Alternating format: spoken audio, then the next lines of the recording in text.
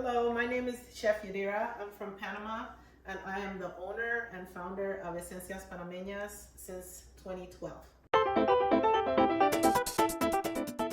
My specialty is Panamanian cuisine with a Caribbean twist, and the purpose of this is to be able to keep the history of Panama alive through its food.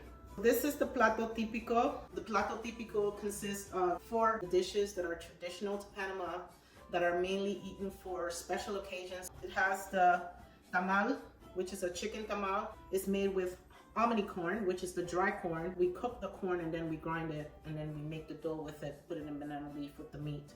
And then we have, this is our arroz con pollo, which is our traditional that must be at every Panamanian dinner table. Yellow color is made from achiote or annatto seed. It has pieces of chicken, olives and capers, and peas and carrots.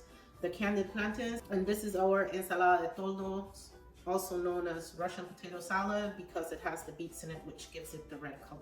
What makes Esencias Panameñas unique is that I try to stay as true as possible to our authenticity.